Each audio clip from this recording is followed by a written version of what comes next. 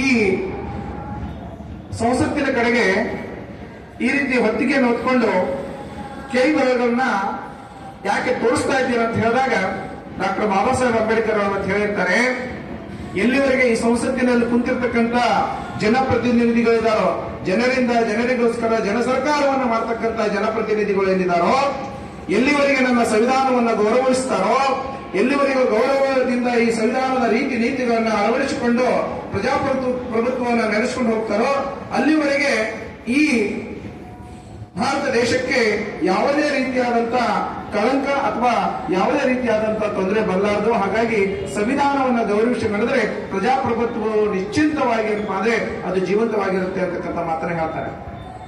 ಇನ್ನೊಂದು ಮಕ್ಕಳೇ ನೀವು ಗಮನಿಸಬೇಕು, ಡಾಕ್ಟರ್ ಬಾಬಾ ಸಾಹೇಬ್ ಅಂಬೇಡ್ಕರ್ ಅವರ ಚಸ್ಮಾ ನೋಡಿದಿರಾ? ಅಲ್ಲಿ ಫೋಟೋ ಇದೆ ನೋಡಿ, ಎಷ್ಟು ದಪ್ಪಿದೆನಾ.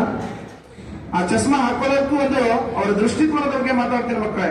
ಯಾಕಂದ್ರೆ ಡಾಕ್ಟರ್ ಬಾಬಾ ಸಾಹೇಬ್ ಅವರ ಕಣ್ಣಿನಲ್ಲಿ ಸರ್ವ ಎಲ್ಲ ಜಾತಿ ಮತ ಧರ್ಮಗಳನ್ನು ಮೀರಿ ಎಲ್ಲರನ್ನ ಸಮಾನವಾಗಿ, ಹೆಣ್ಣಿರಲಿ ಗಂಡಿರಲಿ ಎಲ್ಲರನ್ನ ಸಮಾನವಾಗಿ ಸೂಕ್ಷ್ಮ ದೃಷ್ಟಿಕೋನದಿಂದ ನೋಡ್ತಕ್ಕಂಥ ದೃಷ್ಟಿಕೋನ ಉಳ್ಳತಕ್ಕಂಥವ್ರು ಯಾರಾದ್ರೂ ಇದ್ರೆ ಅದು ಡಾಕ್ಟರ್ ಬಾಬಾ ಸಾಹೇಬ್ ಅಂಬೇಡ್ಕರ್ ಅವರು. ಹಾಗಾಗಿ ಅವರ ಕಣ್ಣೋಟ, ಅವರ ದೃಷ್ಟಿಯು ಇಡೀ ಭಾರತವಷ್ಟೇ ಅಲ್ಲ, ಜಗತ್ತಿನ ಪ್ರತಿಯೊಬ್ಬರಿಗೂ ಅದರ ಸಮಾನವಾಗಿ ನೋಡಬೇಕು ಅಂತಕ್ಕಂಥ ದೃಷ್ಟಿಕೋನವನ್ನ ಉಳ್ಳಂತವರು ಡಾಕ್ಟರ್ ಬಾಬಾ ಸಾಹೇಬ್ ಅಂಬೇಡ್ಕರ್ ಆಗಿದ್ದರು.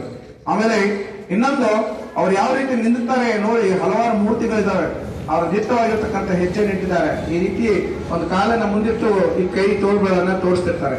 ಅಂದ್ರೆ ಅವರ ನಿಲುವು ಹೇಗಿತ್ತು ಅಂತ ಹೇಳಿದ್ರೆ, ಯಾವುದೇ ನಿರ್ಧಾರವನ್ನ ತೆಗೆದುಕೊಳ್ಳಬೇಕಾದ್ರೆ, ಯಾವುದೇ ಪ್ರಪಂಚದ ಅಥವಾ ಭಾರತ ದೇಶದ ಪ್ರತಿಯೊಬ್ಬ ನಾಗರಿಕನ ನಿಲುವು ಹೇಗಿರ್ಬೇಕಂದ್ರೆ ಸ್ಪಷ್ಟವಾಗಿರಬೇಕು ಅಂತಕ್ಕಂಥದ್ದು. ಯಾವುದರಲ್ಲಿ ಸ್ಪಷ್ಟವಾಗಿದೆ ಅಂದ್ರೆ ನ್ಯಾಯ ನೀತಿಯಲ್ಲಿ ಯಾರಿಗೂ ಸಮಾನವಾಗಿರ್ತಕ್ಕಂಥ ಎಲ್ಲರಿಗೂ ನ್ಯಾಯವನ್ನ